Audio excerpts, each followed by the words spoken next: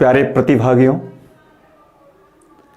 हल संधि के अंतर्गत आज हम इष्टुत्व संधि और इष्टुत्व संधि के बारे में अध्ययन करेंगे। कल हमने चरत्व, जसत्व और अनुनासिक संधियां पढ़ी थी, जिनको हम सामान्य प्रथम, तृतीय और पंचम वर्ण वाली संधि कहते हैं। देखा होगा आपने कि उसमें प्रथम पद के अंत में तीनों में एक जैसी स्थिति थी। अंत में हमको केवल 3 बातें याद रखनी थी कि चरत्व तब होता है जब पहला, दूसरा और स वर्ण बाद में आने पर। बाकी सब में जसत्व होता था और पंचम वर्ण बाद में होने पर अनुनासिक संधि करते थे। वो तीनों संधियां हल संधि की अन्य संधियां जब हम करते हैं तब उनकी आवश्यकता पड़ती है, इसलिए पहले उनको पढ़ाया गया। आज हम इष्टुत्व और इष्टुत्व संधियां दोनों बिल्कुल नाम से एक जैसी लगती है, इनके बारे में अध्ययन कर रहे हैं। तो देखिए, इस तरीके से इनको पढ़ सकते हैं। इष्टुत्व संधि के जितने भी उदाहरण हैं उनको हम इस सूत्र के आधार पर अच्छी तरह से समझा जा सकता है और उनको बिल्कुल सही ढंग से हम हल कर सकते हैं। तो देखिए, ये सूत्र है स्तो इश्चुनाश्चु। वैसे रीट आदि परीक्षाओं में तो सूत्र अपेक्षित नहीं होते, केवल ये पूछा जाता है इसमें कौन सी संधि है, इसका विच्छेद क्या है। लेकिन आगामी भी कोई और परीक्षाएं होती है तब कभी कभी सूत्र पूछ लिया जाता है। तो ऐसी स्थिति में सामान्य सी बात है, जहाँ सूत्र अपेक्षित है वहाँ सूत्र याद रखें, और जिन परीक्षाओं में नहीं अपेक्षित है वह नहीं होगा। तो इसको इस तरह से पढ़ें। देखिए, ये देखिए, स्तो यहाँ लिखा है स और तय वर्ग। इस स और इस तय से ये है स्तो, अर्थात स और तय वर्ग के स्थान पर। इसके बाद लिखा इश्चुना, अर्थात स और च वर्ग। स और तय वर्ग, स और च वर्ग। यहां इश्चुना में भानुना की तरह तृतीय विभक्ति, इसलिए ये इसका अर्थ है योग होने पर, अर्थात स और तय वर्ग का स और च वर्ग के साथ योग होने पर इष्टुत्व संधि होती है। यानी स और तय वर्ग के स्थान पर स और च वर्ग होते हैं।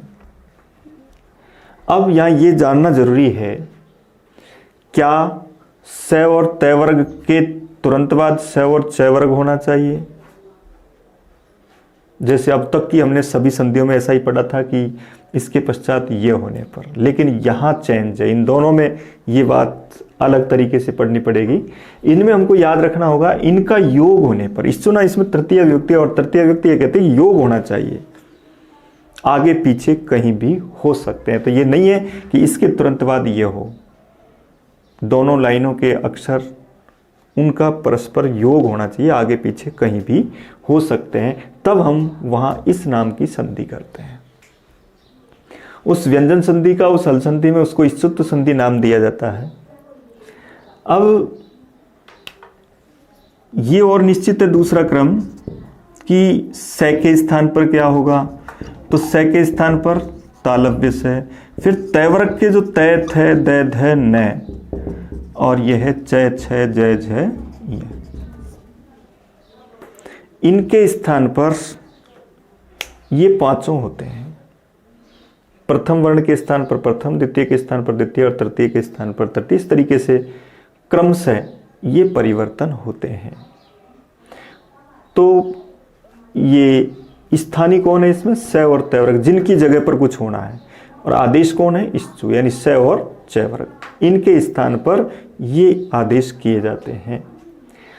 अब यहां एक ध्यान रखना है कि जब भी ये संधि की जाएगी तो मान लो ये तय, और यानी तय के स्थान पर जो च करेंगे उसके पश्चात अगर मान लो ये स आता है, तो ऐसी स्थिति में एक सूत्र आगे षष्ठोटी सूत्र पढ़ते हैं, वो इस स की जगह पर छ विकल्प से करते हैं। यानी एक बार छ भी हो सकता है उस जगह पर और स भी हो सकता है, इसको भी इसके साथ जोड़ना है। ये सब जगह ये संधि हो रही है, मान लो कोई ऐसी स्थिति आए जिसमें उसके पश्चात हमको ये अक्षर दिखाई देता हो, तब हमको वहाँ उसकी जगह पर ये से की जगह पर छ करना होता है विकल्प से। अब आगे ये है कि जैसे मैंने एक उदाहरण लिखा, ये उद प्लस चारणम।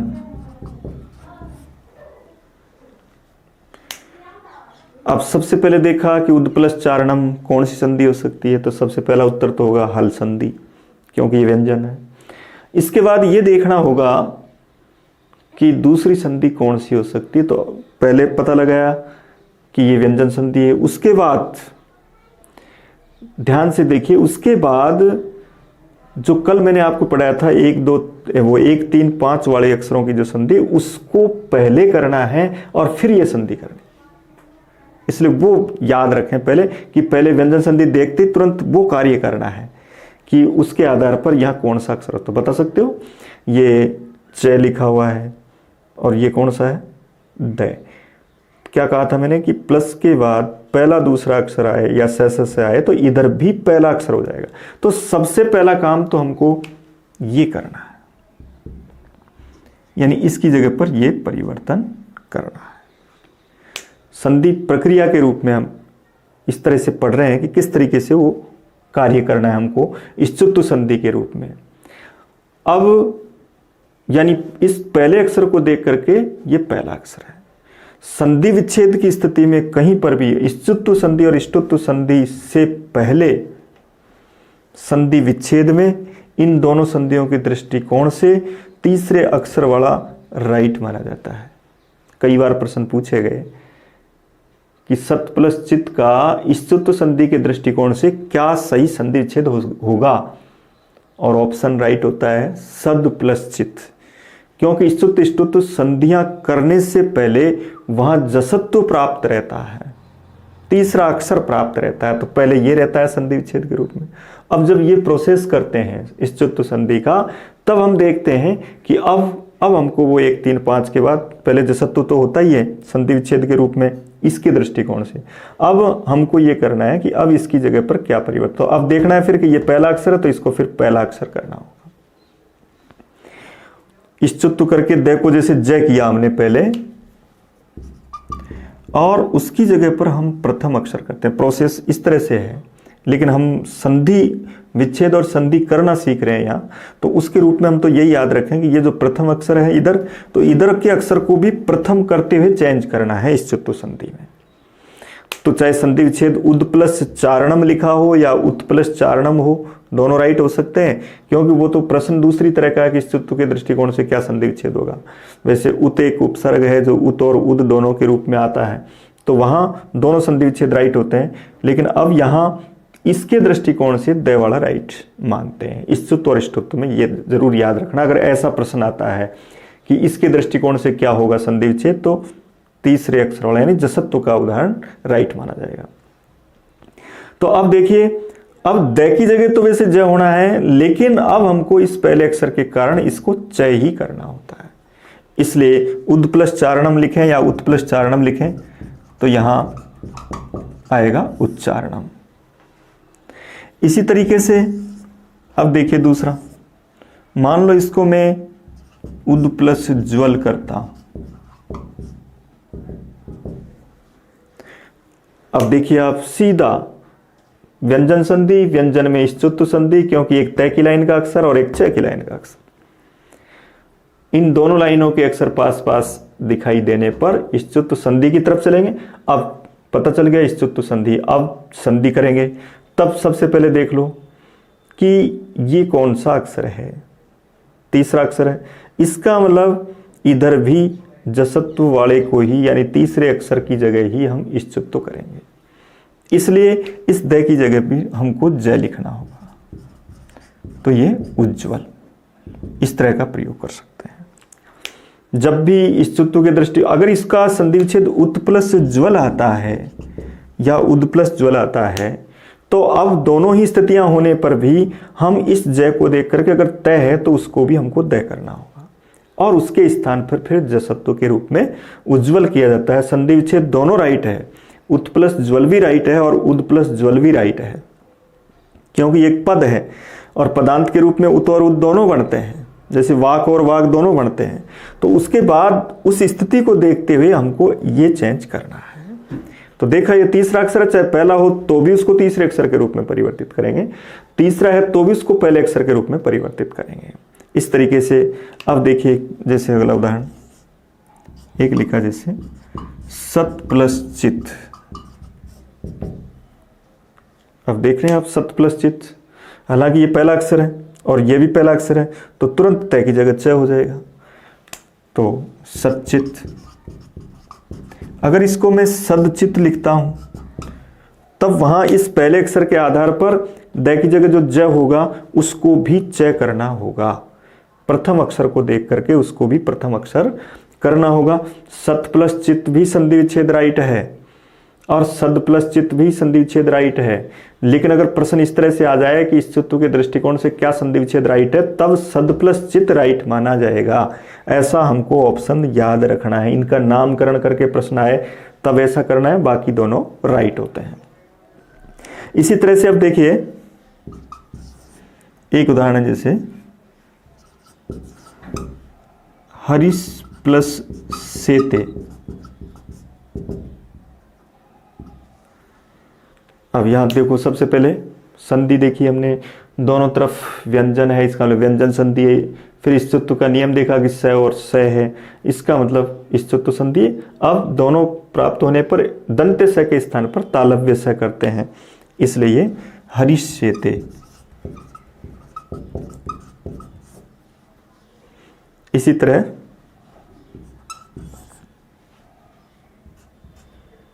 एक है, जैसे रामस चिनोती। रामस चिनोती,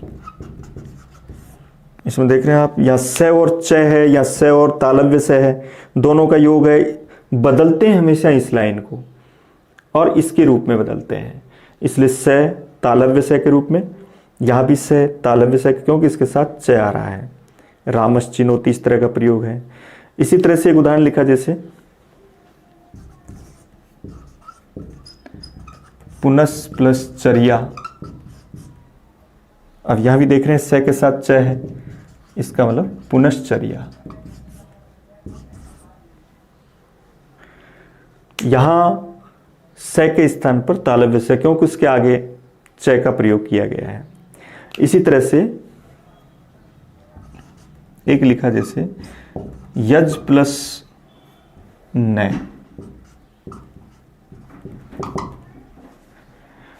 अब यहां देखिए ज है और इधर न है, तो बदलेगा कौन? ज किस लाइन का अक्षर है? ज च के लाइन का अक्षर है और न तय वर्ग का अक्षर है। बदलता कौन है हमेशा? तय वर्ग का। तो न किस में बदला जाएगा? ये इ में बदल जाएगा और ज और ये मिलकर के ज्ञ बनते हैं, तो ये यज्ञ। ये इस तरह का उदाहरण देखिए, अब तक के जितने भी उदाहरण थे वहां तय वर्ग या स प्लस ये हो रहे थे, लेकिन उसमें उल्टा है, उसमें च वर्ग प्लस तय वर्ग है। इसलिए इस तृतीय विभक्ति का यही प्रयोजन है कि यहां पर दोनों स और तय वर्ग, स और च वर्ग का योग होगा, आगे पीछे कहीं भी हो सकते हैं। तो यज प्लस न यज्ञ बना। यह एक प्रश्न आपको करना चाहिए। मैंने पहले कहा था कि इधर के अक्षर को देख करके इधर के अक्षर को चेंज कर देना है, तो हमने सब जगह ऐसा किया था लगभग प्राय, लेकिन यहां नहीं कर रहे। देखिए हम, क्योंकि ये पांचवा अक्षर है न और इधर तीसरा अक्षर, तो पांचों को देखकर इधर वाला पांचवा हो जाना चाहिए, लेकिन यह नहीं हो रहा है, क्योंकि ये जो कार्य था ये एक पदांत का कार्य था, जबकि ये अपदांत है। कल भी मैंने बताया था आपको कि पद और अपद का डिफरेंस बिल्कुल आसानी से कर सकते हैं। अगर किसी क्रिया यानी धातु का नाम केवल धातु का नाम है तो वो अपद है, और धातु का रूप है तो वो पद है। इसलिए यज एक धातु है और उसको ये नंग प्रत्यय हो रहा है न, इसलिए ये एक अपद है और अपद में ये नियम लागू नहीं होता, क्योंकि वो चरत्व, जसत्व, अनुनासिक वो सब पदांत की संधियां थी, इसलिए यहाँ इसका प्रयोग नहीं करेंगे और ये इस तरीके से यज्ञ हो। तो याद रखें कि किसी धातु से कोई प्रत्यय जुड़ रहा है तब ये नियम लागू नहीं होगा। तो यज्ञ, इसी तरह से एक उदाहरण लिखा, जैसे ये याच प्लस ना, तो याच्या। अब यहां भी देख रहे हो चय इस लाइन का, न इस लाइन का, तो न बदलेगा, न की जगह ये होगा। यहां भी पांचवें अक्षर को देख के पांचवां अक्षर नहीं हुआ, क्योंकि याच धातु पढ़ी आपने, दुहे याच पचदंड, इसका मतलब यहां ये चेंज नहीं होगी, तो ये याच्या कहलाएगा। कभी कभी हम देखते हैं याचना भी शब्द बनता है, लेकिन याचना तो चय में स्वर आ रहा है, वहां अना है, ए है, वहां इश्चुत्व संधि का प्रयोग नहीं है। यहां तो चय के तुरंत बाद न है, इसलिए ये इश्चुत्व संधि है। तो ये इस तरह के प्रयोग इश्चुत्व संधि के रूप में। इसी प्रकार से अब कुछ इस तरह के उदाहरण पढ़ रहे हैं, जिसमें मैंने आपको कहा था कि चय के साथ यदि स आता है तो वो स छ में परिवर्तित हो जाता है। उस तरह के कुछ उदाहरण पढ़ते हैं। जैसे एक लिखा, उत प्लस श्रेय। अब देख रहे हैं आप, उत प्लस श्रेय, तो यहां अब ये स है, तालव्य, इसलिए इस स को छ हो जाएगा और ये बाकी ऐसे कैसे रह जाएगा, तो उच्छ्रेय, तय को छ हो जाएगा। उसके आगे जो स है उसको छ हो जाता है विकल्प से, तो ये भी राइट है और ये भी हो सकता है, दोनों राइट है। स के स्थान पर छ विकल्प से होता है तो उच्छ्रेय बनेगा, और जब नहीं होता है तो सही रहेगा। जैसे एक उदाहरण लिखा, तद प्लस स्यु।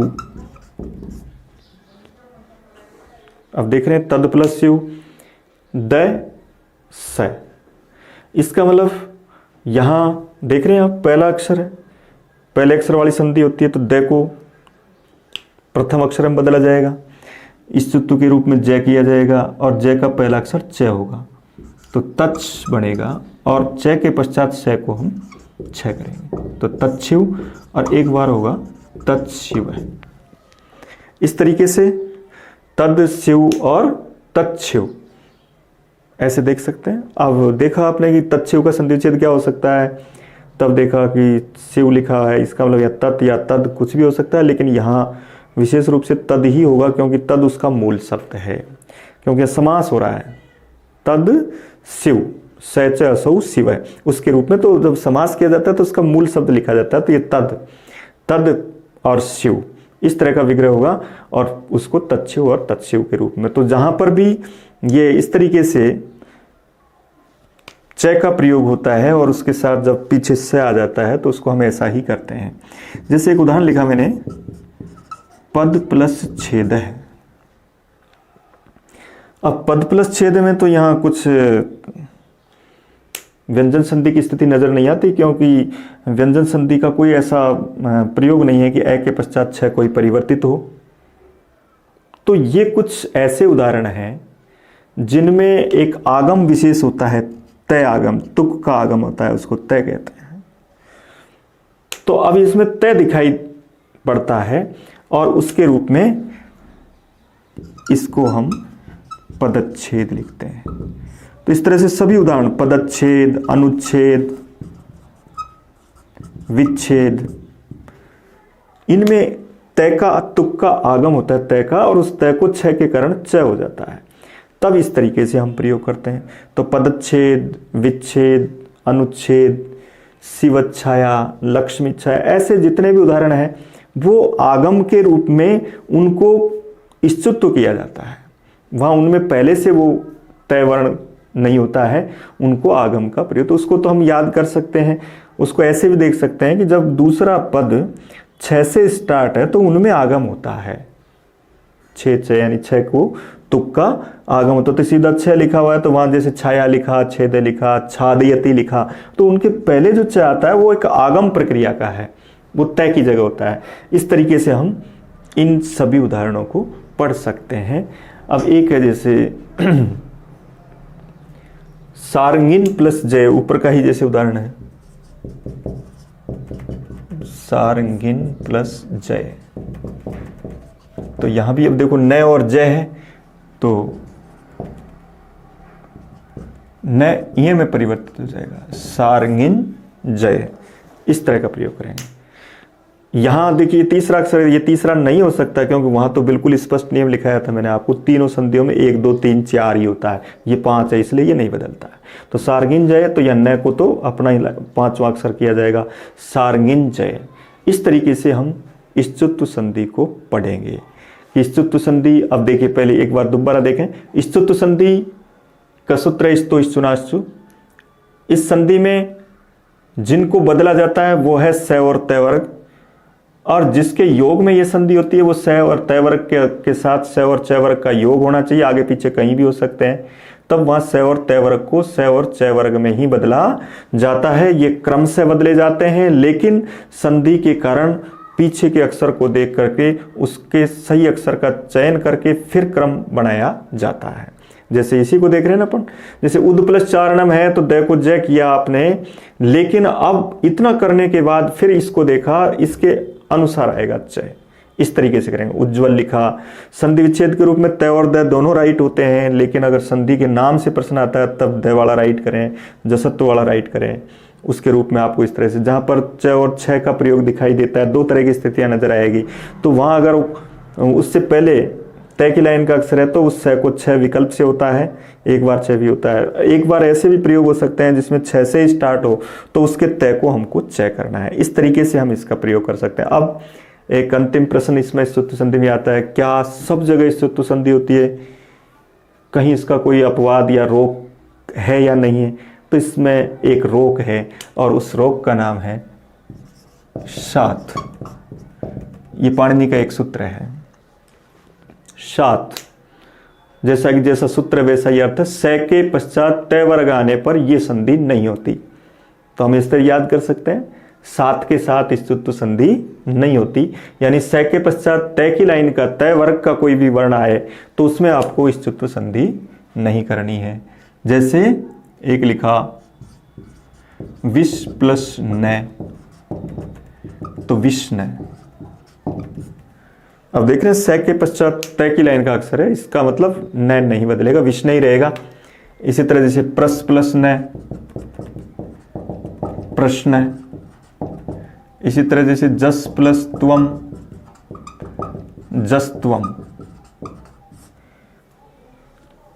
सात को याद रखते हुए कि सात के साथ इश्चुत्व संधि नहीं होती, बाकी सब जगह इश्चुत्व संधि होती है। इस तरीके से आपको ये इश्चुत्व संधि को पढ़ना है। कोई भी ऐसा उदाहरण आ जाता है जहाँ च और छ, इस लाइन के इश्चुत्व संधि की पहचान क्या है, इससे जुड़ा हुआ किसी भी शब्द को, अगर जुड़े हुए शब्द को पहचानना है तो उसमें देख सकते हैं कि हम च की लाइन के 2 अक्षर पास पास आ जाएं, च आ जाता है, च छ आ जाता है, या जय जय आ जाता है। इस तरीके से दोनों च की लाइन के 2 अक्षर पास पास आने पर, अथवा स और स या स के साथ च की लाइन आने पर ऐसा कोई पद लिखा हुआ है, तब समझ जाए कि वो इश्चुत्व संधि है और उसमें आपको ऐसा संधि विच्छेद कर देना है। इस तरीके से हम इश्चुत्व संधि को पढ़ते हैं। अब दूसरी संधि पढ़ते हैं। इस जैसी दूसरी संधि का नाम है इष्टुत्व संधि। इष्टुत्व की तरह ही इष्टुत्व संधि है। इष्टुत्व संधि में और इष्टुत्व संधि में केवल आदेश का अंतर है, स्थानीय समान होते हैं दोनों में। उसमें भी स और तय वर्ग स्थानीय था, इसमें भी स और तय वर्ग स्थानीय है।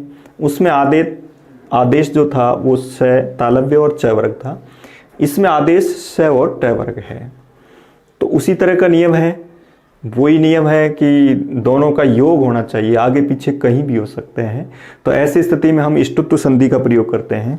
अब यहाँ इष्टुत्व संधि में देखिए स और तय वर्ग के साथ स और तय वर्ग का योग होने पर इष्टुत्व संधि की जाएगी।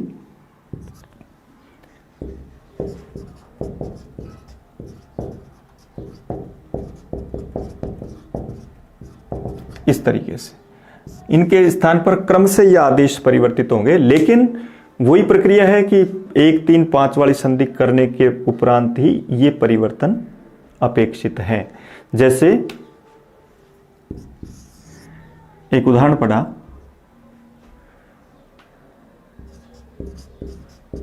पेश प्लस ता। अब देखा कि ये स मूर्धन्य स है, इस लाइन का अक्षर है, एक इस लाइन का अक्षर है। इसका मतलब ऊपर वाली लाइन यानी स तय थ दर्दन है, ये चेंज होंगे, इसलिए तय के स्थान पर हमको तय करना है। इसी तरह से एक लिखा जैसे दुस प्लस तय,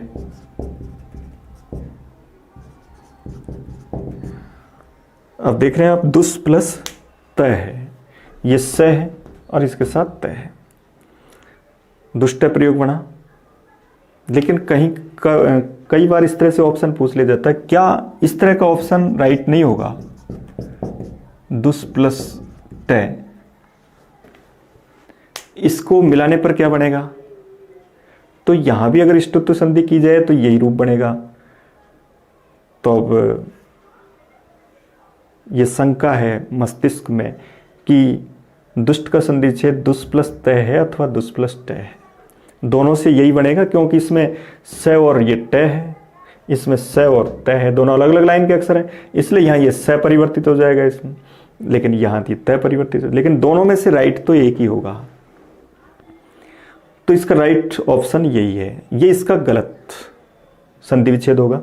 आपको एक बात का ध्यान रखना है कि जब भी लास्ट में तय या ता के रूप में ऐसे संधि विच्छेद खुल रहे हों लास्ट में, तब हमको इधर मूर्धन्य स से ही संधि विच्छेद करना है, दंत्य स से तय के रूप में संधि विच्छेद नहीं करना है। अकेले तय और ता के रूप में इस तरह का जब हम प्रयोग मिलता है, क्योंकि वो अक्सर क्या होते हैं, त्रच या कथ प्रत्यांत रूप होते हैं, और उनके रूप में वो लास्ट में त्रच से जैसे तय बसता है और यहाँ कथ प्रत्यय में जो तय बसता है, तो उसके आधार पर ही हम उसका संधि विच्छेद करते हैं, तय के रूप में उसका संधि विच्छेद नहीं करते हैं। ये थोड़ा ध्यान रखें। ऐसे कई शब्द हो सकते हैं, दुष्ट है जैसे प्रविष्ट है, अब प्रविष्ट में लिखा तो प्रविश प्लस तय, अर्थात यहां प्र उपसर्ग विस धातु और कथ प्रत्यय है, प्रविष्ट बना, नष्ट, भ्रष्ट, कष्ट आदि सभी पूरे के पूरे ऐसे जितने भी उदाहरण हैं उनको हम इस तरीके से प्रयोग करते हैं। इसी तरीके से एक लिखा जैसे विस प्लस नु, अर्थात ये स और ये न, इसलिए कौन बदलेगा? न बदलेगा, तो क्या रूप बनेगा? विष्णु। अब पूछा जाता है विष्णु में कौन सी संधि है, तो स्पष्ट देखो कि यहां स और एक टय की लाइन का अक्षर है, इसका मतलब ष्टुत्व संधि। यहां पर भी स और एक टय की लाइन का अक्षर है, दोनों इन 6 अक्षरों से जुड़े हुए, इन 6 अक्षरों से के पास में आने पर वहां हमको ष्टुत्व संधि अपना ऑप्शन उत्तर भरना है। जैसे स और टय आ रहा है, यहां पर भी स और न आ रहा है, इस तरीके से। इसी तरह से जैसे पूछा जाता है कि बताओ कृष्ण कौन सी संधि है, तो यहां भी देखिए स और न है, इसका मतलब कृष्ण प्लस न, इस तरीके से करेंगे। एक लिखा जैसे तद प्लस टीका, पूछा गया तद टीका शब्द का संधि विच्छेद क्या है। कई जगह तत् प्लस टीका भी मिलता है, तद प्लस टीका भी मिलता है, दोनों में से अधिक सही उत्तर तद प्लस टीका होगा।